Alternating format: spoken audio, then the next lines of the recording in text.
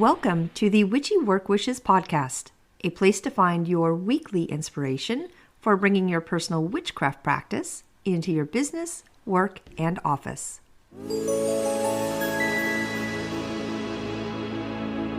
Welcome to Witchy Work Wishes. I am your host, Charlene, and today you are joining me for episode number 28, Crow and Raven Magic. Yay! I'm so excited! So I have adjusted my podcast outlines a bit now that I have been doing them for a while. I do have 3 separate sections. So if you are looking to just listen to the main topic, you'll find that in the middle section. I'll always have kind of my personal witchy stuff first and a poem in the third section. I know not everyone is into poetry, and while most of the poems at the end are ones I personally write, I do totally understand that this may not appeal to everyone. And of course, evolving as my own practice is, that might also not be something you really want to listen to.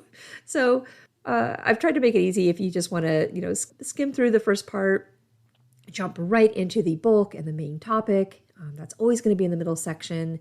And then you can fast forward right to the end if you do not want to listen to a poem. So that said, normally I do pull 3 things over the weekend that I did to help with my witchcraft practice, and then usually do a quick blurb about the moon on Wednesday as this airs. Today, though, since I really did not do a bunch over the weekend, and I really wanted to give as much time to the Crow and Raven topic, I'm going to quickly mention the moon and get right into it.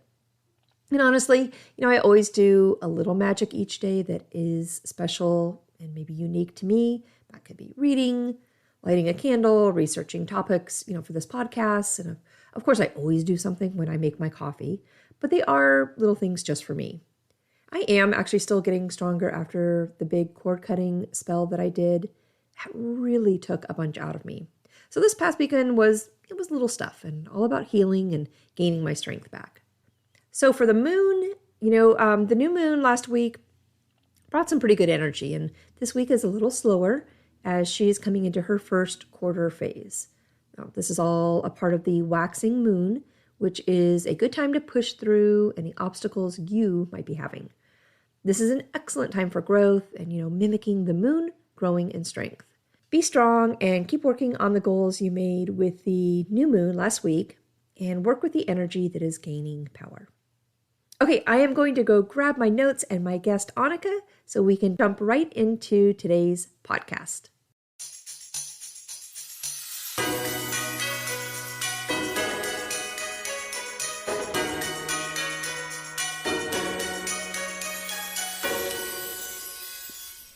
Okay, I am back, and I have Annika with me this time. Now, I did mention in last week's episode that Annika and I did a whole recording of these 2 episodes a couple weeks ago. And we did. Totally messed up. Do you think it was meant to be like... I think it was meant to be. Okay, it was meant to be. I feel like we're a little bit more, organized this time. Well, I went to do some editing, and I found our first recording, I found one of the mics was not working. I was so pissed. And honestly, we were a little chaotic. So yeah. I think this is meant to be. But I did get a sign. And the first thing I did when I saw Annika was I showed her that a black crow feather was right on my walkway for going home last night. It's a beautiful, perfect feather. Yes. Grab it right now. So I'm holding it. It is. And I think that's so validating too. Isn't it? Like in the previous recording, we were talking about how they're just validating and they're there for messages. And that was like, yep, you're right. Here you go. It's meant to be. This is it. The other one wasn't right. Well, and I would always think or assume that I would have a lot of crow feathers because I have so many crows in my yard. Yeah. But I don't. I do not. Getting a crow feather is really, really, I think, significant. They're hard to find. And they are. Okay, so we have a sign. This is it. This is going to be our episode. Yes. So we are kind of organized for this, and we will do our best to stay on track, even though we can giggle and laugh and tell a lot of stories all day long about this one. Yes, definitely. Crows and ravens are our topic. Okay, so we are breaking this podcast into 2 episodes. We're going to do some more general information and kind of like our interaction with crows today. Talk about some deities and their connection to crows and do more of like an overview. And then next week, we're going to dive in really deep to some very specific ways to work with crows and ravens and the amazing magic that comes with that, along with ways, to bring that energy into our jobs and office. Yes. All right, Annika, here we go. We've got it this time. We do. This is going to record. We are confident about this one. All right, so did you know there is a specific category in ornithology called corvidologist? I'm not even kidding. There is. It's for those who specifically specialize in crows and ravens and their families. All right, so let's go over the basics. Yeah. I pulled some notes, and then we can just kind of fluff from there. This is going to give us and everybody a good foundation. So when we say crow, for this episode at least, we are talking about like an actual crow. Yeah. The crow family, however, does include other species like jays, magpies, nutcrackers. What? Here we go. Oh my gosh. This has been the energy lately. You're just tripping over our words. This is it. Yeah, those Yule nutcrackers. Yeah, the Yule nutcrackers on the top of the trees. That should say woodpeckers. I mean, close enough. They crack nuts. They do. Oh my gosh. Okay, so on and on. There are other species in the family. Yeah. There are, of course, many different types of crows, right? We have forest ravens, dwarf ravens, white-necked ravens, and so on. So there's a variety, but for the most part, we're going to be talking about crows and ravens, the more general, average type. Yes. Not average. That doesn't sound right. The North American. No, thank you. The North American raven and crow. Okay, good. Okay, so for the crow and raven difference, how can we tell them apart? How do you know? Like, what do you look at? I mainly look at size. For sure. So I'll look at size because where I live in California, there's not very fat crows around. Except for my yard. Right. So the biggest thing is their size. They have these beautiful, long, shaggy feathers on their throats. So it looks like they always have a beard. Their voices are much deeper. Much deeper. Much deeper. And their vocabulary and their vocal range is a little bit different. They will sound different than your average crow. Yeah. Their tails are shaped differently. They are? They're like wedge shaped. It's so cute when they're flying. It's like the middle is longer. Yeah. Yeah. Exactly. For the ravens. So I've got ravens are, as you said, much bigger. So they actually get in length, not wingspan, but in length about 25 inches, where crows are typically around 18. And they're certainly bigger and heavier, and their beaks are thicker than crows. Right. Yeah, their heads are bigger. They also tend to be in a wider range of climates. So they'll be higher up in the mountains, in the snow. Yep. Crows aren't up there. Right. They're like, forget it. Exactly. They're like, I'm going to stay out. where it's 70 degrees all the time. Exactly. Their lifespan is very different. So crows live about 8 years, maybe up to 10. Ravens can live up to 30 years. I know. It's was crazy. new. I did not know that one. That was, oh my gosh. Okay, raven feathers are really, really shiny and can have a little purple hue to them, where crows have more of that like black, almost maybe green on their end, a true black. Certainly a crow's tail is flat or squared off. Raven's tail will be shape of like a triangle or longer in the center. Yeah, and you typically see crows in larger family groups For sure. than I've ravens. got that too. Ravens typically stay with their mate and That's it. maybe their clutch, but other than that, they don't really They're not hang around in huge murders like crows would. Yep. So ravens are wonderful duplicators. They really do mimic sounds really well. Now, I can attest that one of my crows does great mimicking too, but I do think it's just part of their normal vocal cords. They just don't have the same depth and range that the ravens do. Right. And crows definitely have that like caw-caw sound where the ravens get really deep. And Yeah. Crows will crow, whereas they will literally crow. Yeah. ravens sound like an old Norse wise elder in the middle of the forest, like calling you for a side quest. That's a perfect description. Yeah. That's awesome. what I think of. So ravens hunt or find food, by themselves. They might go out like in their pair, but they really do go out alone. Crows will hunt and get their food in a group for sure. Yeah. Both are monogamous, but ravens will go off and live with their mate, kind of like what you said there. It's just those two together. Yeah. And crows definitely pair up, and they are monogamous, but they tend to live in families. So that's where you're going to see that big grouping. Female ravens have like 3 to 7 eggs, which they will keep warm for like 18-ish days. And both the male and the female will feed them.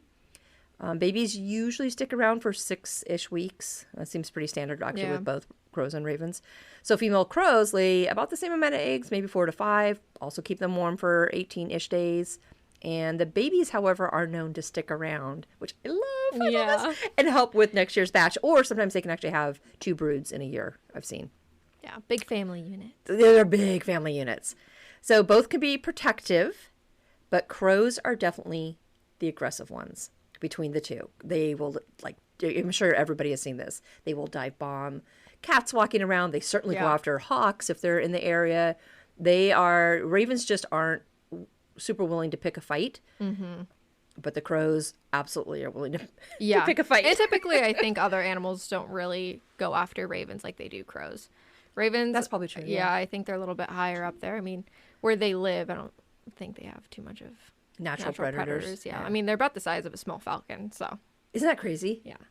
And I definitely remember the first time I saw, and it was up in the mountains, the first time I saw a raven, and I really thought, like, oh my God, look at the size of that crow. Like, they just grow them bigger up here. They just grow them bigger. They're just bigger birds.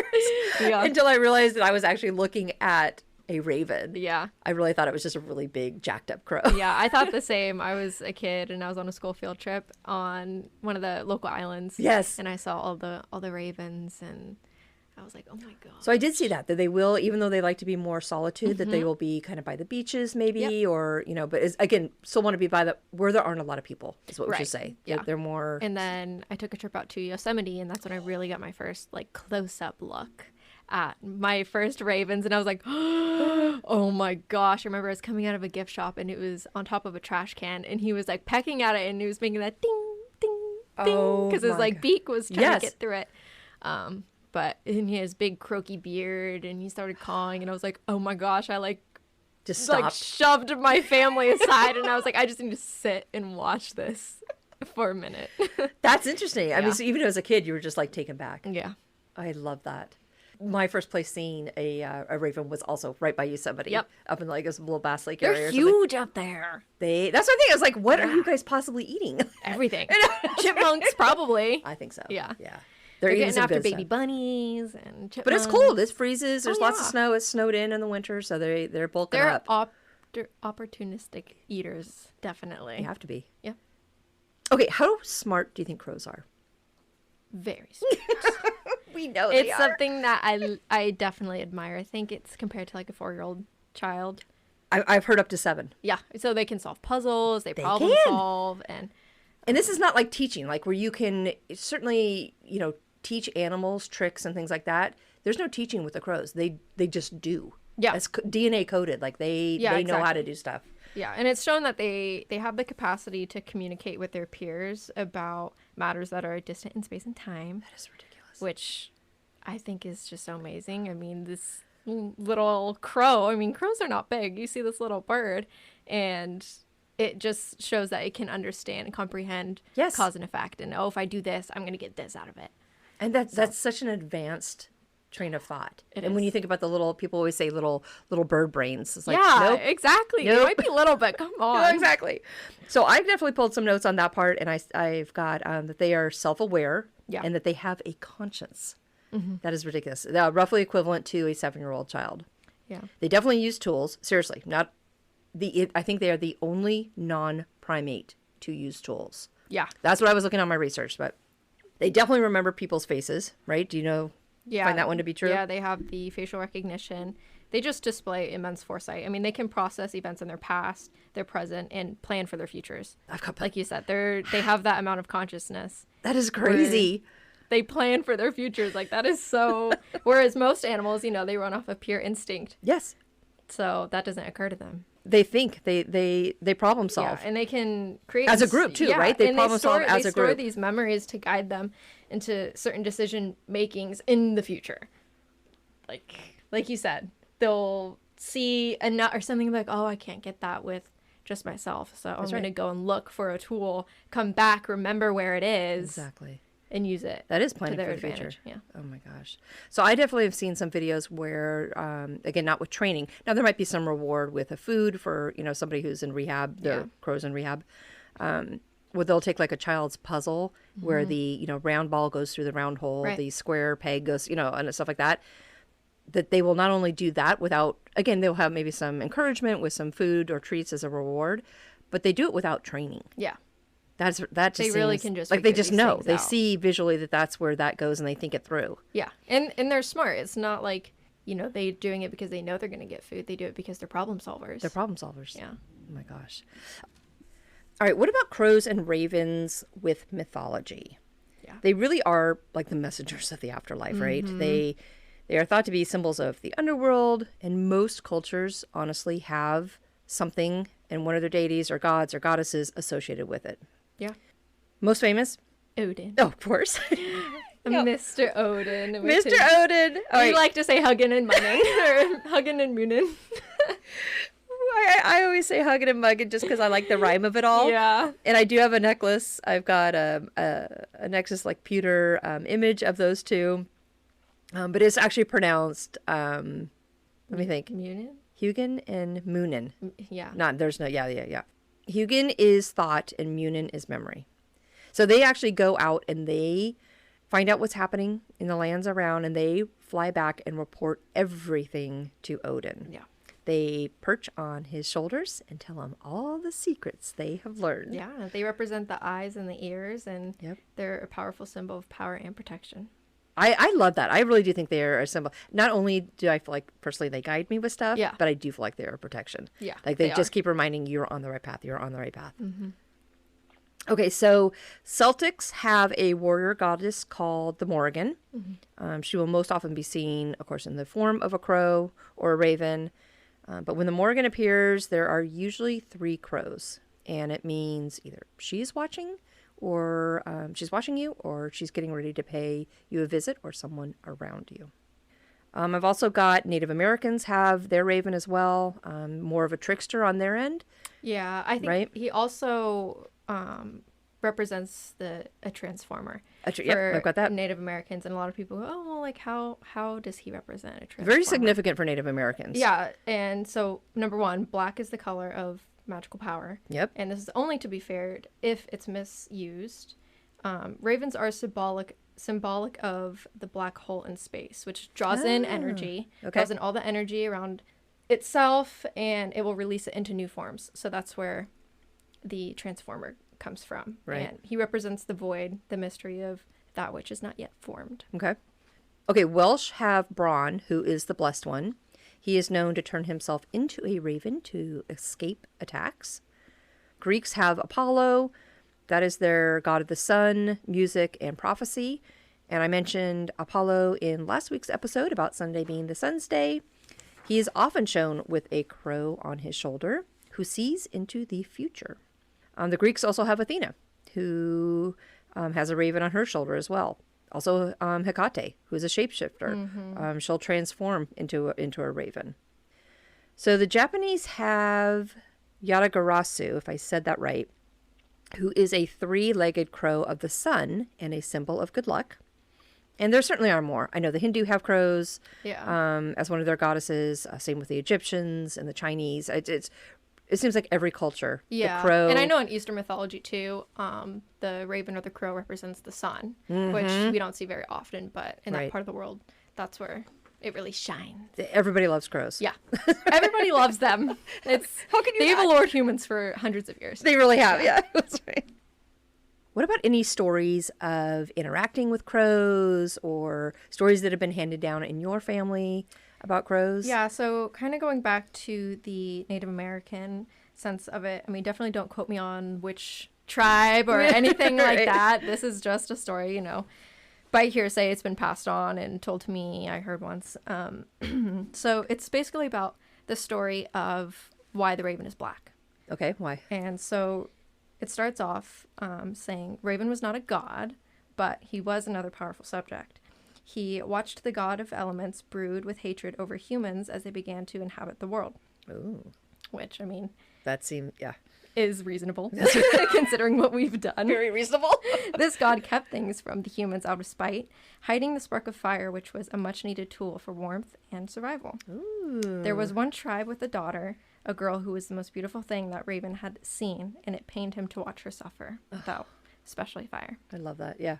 So Raven came up with a plan to turn himself into a snowy white bird as beautiful as she was, to make approaching her much easier. And so he took this spark of fire as a gift. This was his plan. He flew all the way up to the heavens, stole it on a branch, so he was holding this torch Yes. in his beak, and as he was flying back down, the soot began to swell and cause all this smoke, and it started to stain his claws, his feathers, all the way up to his beak. And by the time he got down to the girl that he was in love with, he was this... He was all black. Yeah, he was this all black Yeah. big bird. Oh my gosh, I love that story. That is amazing. Yeah, I know. First time I heard that, I was just like... So that is love that something story. very special that I hold dear to my heart. That only... Who told you that story? Did I ask you that? Or where'd you hear it? No, you didn't. My grandmother. Oh. Yeah. So it's been handed down. Yeah. I love that. Yeah. Because I was in love with crows as a girl, and I was talking about it. Forever. I'm sure, talking her ear off one night, and she's like, "Okay, let me tell you a story." Oh, I love that. What about you? Do you have anything personal you're really connected to with them? I do. I don't remember being really connected as a kid to crows, but definitely as an adult. And certainly I'd say in the past 15 to 20 years, it's, I don't know if I just read it as a calling or I've just gotten to a point where I can actually stop and appreciate and listen and be like, okay, I hear you, you know? So when I was forming my business, I was thinking about a business name and literally was out in my mom's backyard, and it backs up to a creek, you know, with huge oak trees. And not that I've never seen crows in there, but it was just, you know, it wasn't an all the time thing. Certainly not to the amount that was about to show up. So we were toying with names, and all of a sudden, there easily had to be 30 or 40 of them came in and just started screaming at us, And I was like, okay, I hear, like, I hear you. How can I not hear you? Okay, I literally hear you, but I hear you. Yeah. And so I tried Blackbird in the name. Didn't settle on it. You know, I was working for somebody at the time before I started my own business, and maybe a couple weeks later, probably about like 3, literally, it was the same 30 and 40 crows, not at the same location, but close. I lived close to my mom, so it seemed like they were all over at my house, all of them, all again, screaming at me. And I just said, okay. That's it. This is it. This is my name, and you're in it. So I love that. That's right. I love it. They demanded the justice they deserved. This is it. So and then recently, Lovebug, like that guy is my personal connection. And I know I mentioned last week. You guys definitely, for anybody who's listening, they've probably heard him. Yes, I definitely have, listening to previous episodes. Right. He chimes in and tells me what he thinks. I really do feel like he's kind of my own, you know, cheering squad and, you know, pushing me forward on this little venture. But last week I had so much fun. I was out gardening, and he did not ask for peanuts, which normally, you know, I've got tons of them out there, and they all like their peanut stashes. But he, as I was like mowing the lawn and cleaning up in the yard, he just sat there and groomed away. And he just wanted to hang. He did. He just wanted to be next to me. And I was like, that really felt, that was the first time he's really done that. No, it's probably the first time I've been out gardening to that length, but it's really validating. It was. Especially when it comes to like us as human and animal connections, to see something a little bit more than what you think is just food driven. Yes. You're like, okay, this is like something more personal. This means something. Yeah, you're not just asking for peanuts. You just want to be. Exactly. So I felt really special last weekend with him. But that's awesome. I do feel like he tries. You know, he definitely looks for me. I know he recognizes. I know all the guys in the backyard. They all recognize my face. But he's like, that's my girl. This is my girl. That's my girl. She's taking care of us. She's, you know, so I cannot wait to see all the babies and the little little baby love bug. Little baby. Oh my god. A mini love bug. Love bug too. They are so cute. I've actually had the honor of raising a baby crow. Did you really? Yeah. I would die. Yes. I named him Jon Snow the Little Crow. Shut up. Of course. You did not. As I should. You did not. But I remember he was sick, so he was found in a pool. Yeah. I had connections where in my family someone cleans pools for a living, and Sure. it was a couple years ago, and baby bird season came along, and it must have, fledglings, they hop around on the ground for a couple weeks, and he must have fallen in there.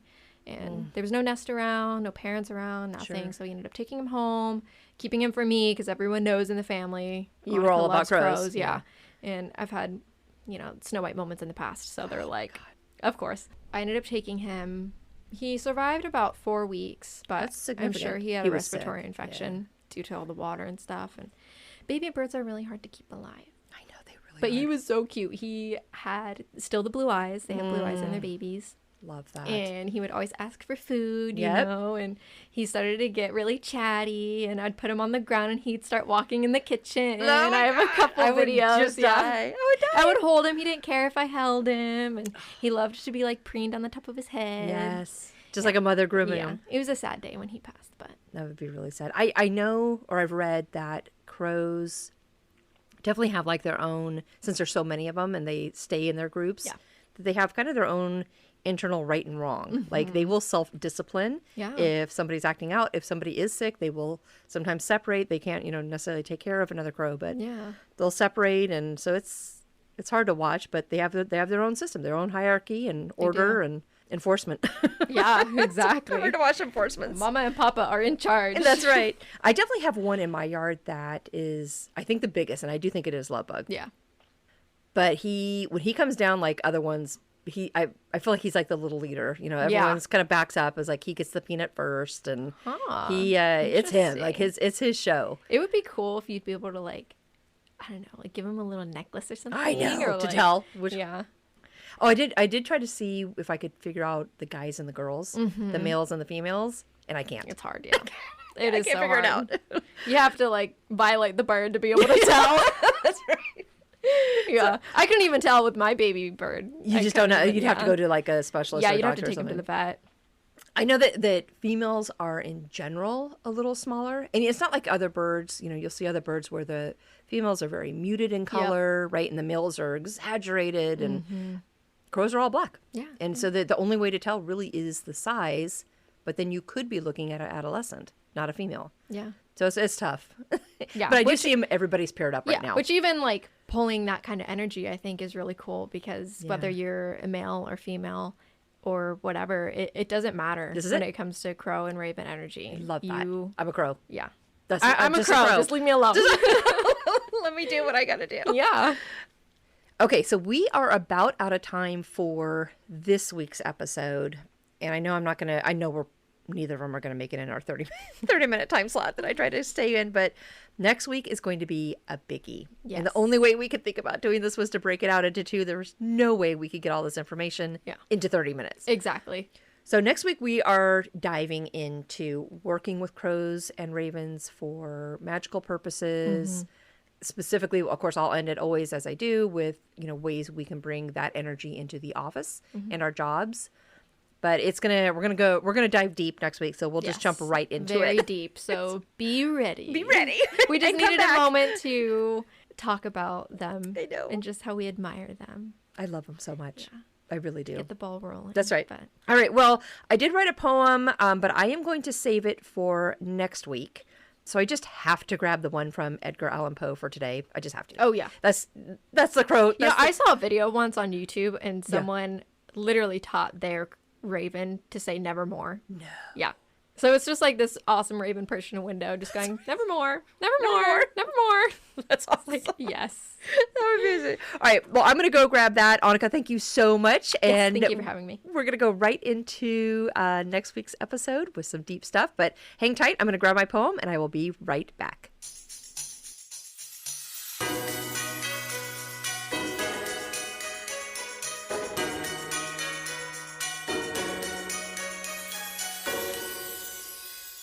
Okay, I have the poem, but just as a note, this one is a little long. Edgar Allan Poe was born in January of 1809, and he died in October of 1849. So he lived a pretty short 40 years. He wrote the famous poem, The Raven, just a couple of years before he passed. It really is one of the more notable poems of our times. And while most people won't know the whole poem, most everyone will know the part that says, never more. So I have toyed with reading the whole thing and have actually ended up timing it so I could give you guys a heads up. It is running about 10 minutes. So if you want to bow out, I totally understand. If you are heading out though, be sure to do something special on May 1st. That is just around the corner. Hopefully you're surrounded by lots and lots of flowers and flames. Our 2-part episode for this Crow and Raven magic will continue next week. But next week really is going to jump into the deep and specific ways we can work with them. You know, the spells, the magic, and of course, how we can bring all of that great energy into our work and office. Today was a really good basic, but next week is going to dive in super deep to our witchcraft practice and working with them. So if you are able to stay for the poem, here we go. The Raven by Edgar Allan Poe. Once upon a midnight dreary, while I pondered, weak and weary, over many a quaint and curious volume of forgotten lore, while I nodded, nearly napping, suddenly there came a tapping, as of someone gently rapping at my chamber door. "'Tis some visitor," I muttered, tapping at my chamber door. Only this, and nothing more. Ah, distinctly I remember, it was in the bleak December, and each separate dying ember wrought its ghost upon the floor. Eagerly I wished the morrow, vainly I had sought to borrow from my books surcease of sorrow, sorrow for the lost Lenore, for the rare and radiant maiden whom the angels name Lenore, nameless here forevermore. And the silken, sad, uncertain rustling of each purple curtain thrilled me, filled me with fantastic terrors never felt before, so that now, to still the beating of my heart, I stood repeating, "'Tis some visitor entreating entrance at my chamber door. Some late visitor entreating entrance at my chamber door. This is it, and nothing more." Presently my soul grew stronger, hesitating then no longer. "Sir," said I, "or madam, truly your forgiveness I implore. But the fact is I was napping, and so gently you came rapping, and so faintly you came tapping at my chamber door, that I scarce was sure I heard you. Here I opened wide the door. Darkness there, and nothing more." Deep into that darkness, peering, long I stood there wondering, fearing, doubting, dreaming dreams no mortal ever dared to dream before. But the silence was unbroken, and the stillness gave no token, and the only word there spoken was the whispered word, "Lenore?" This I whispered, and an echo murmured back the word, "Lenore." Merely this, and nothing more. Back into the chamber turning, all my soul within me burning, soon again I heard a tapping, somewhat louder than before. "Surely," said I, "surely that is something at my window lattice. Let me see, then, what thereat, and this mystery explore. Let my heart be still a moment, and this mystery explore. 'Tis the wind, and nothing more." Open here, I flung the shutter, when, with as many a flirt and flutter, in there stepped a stately raven of the saintly days of yore. Not the least obeisance made he, not a minute stopped or stayed he, but, with mine of lord or lady, perched above my chamber door, perched upon a bust of Pallas just above my chamber door, perched and sat, nothing more. Then this ebony bird beguiling my sad-faced fancy into smiling, by the grave and stern decorum of the countenance it wore. "Though thy crest be shorn and shaven, thou," I said, "art sure no craven, ghastly grim and ancient raven wandering from the nightly shore? Tell me what thy lordly name is on the night's Plutonian shore." Quoth the raven, "Nevermore." Much I marveled this ungainly fowl to hear discourse so plainly. though its answer little meaning, little relevancy bore. For we cannot help agreeing that no living human being ever yet was blessed with seeing bird above his chamber door. Bird or beast upon the sculptured bust upon his chamber door, with such a name as Nevermore. But the raven, sitting lonely on the placid bust, spoke only that one word, as if his soul in that one word he did outpour. Nothing farther than he uttered, not a feather than he fluttered, till I scarcely more than muttered, other friends have flown before. On the morrow he will leave me, as my hopes have flown before. Then the bird said, Nevermore. Startled at the stillness broken by reply so aptly spoken, doubtless, said I, what it utters is its only stock and store, caught from some unhappy master whom unmerciful disaster followed fast and followed faster till his songs one burden bore, till the dirges of his hope that melancholy burden bore, of nevermore. But the raven still beguiling all my fancy into smiling, straight I wheeled a cushioned seat in front of bird and bust and door. Then, upon the velvet sinking, I betook myself to linking fancy unto fancy, thinking what this ominous bird of yore, what this grim, ungainly, ghastly, gaunt, and ominous bird of yore meant in croaking, Nevermore. This I sat engaged in guessing, but no syllable expressing, to the fowl whose fiery eyes now burned into my bosom's core. This and more I sat divining, with my head at ease reclining, on the cushion's velvet lining that the lamplight gloated o'er, but whose velvet violet lining with the lamplight gloating o'er, she shall press, nevermore.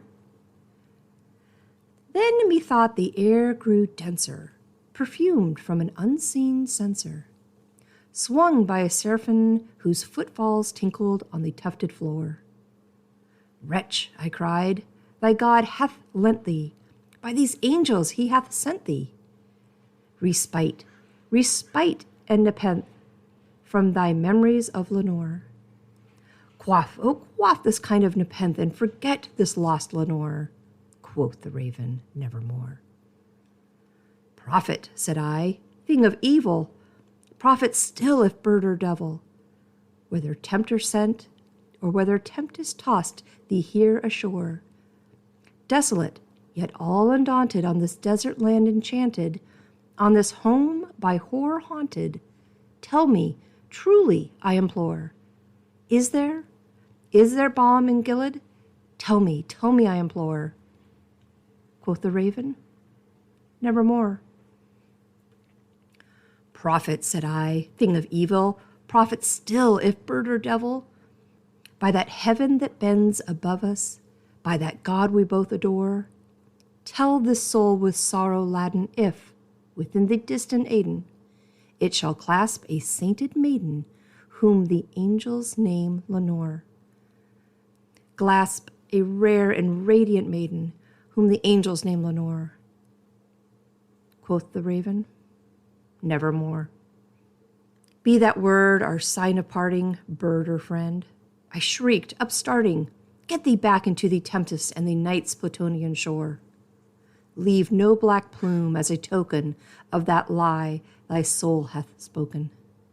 Leave my loneliness unbroken. Quit the bust above my door. Take the beak from out my heart, and take thy form from off my door.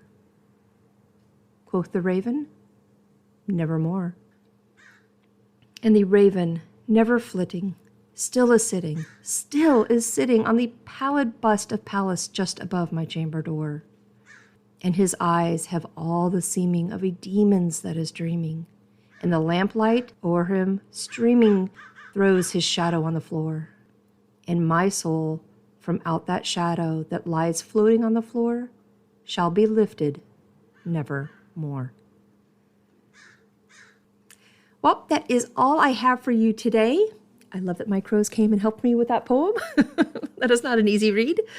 Be sure to join me next week for part 2 of Annika and I talking about crow and raven magic. We are going into all of the good stuff. Till then, have a wonderful week and weekend. Don't forget the magic of May 1st and grabbing those May dewdrops all the way until Friday's full moon to make some amazing elixir. Have fun, and I will talk with you next week.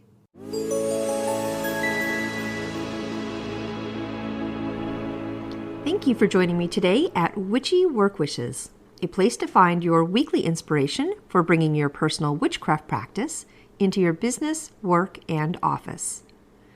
For more information and additional content, please visit me online at witchyworkwishes.com. If you want to send me a personal note, please email me at info@witchyworkwishes.com. And of course, you can follow me on Instagram and Facebook. Just search for Witchy Work Wishes.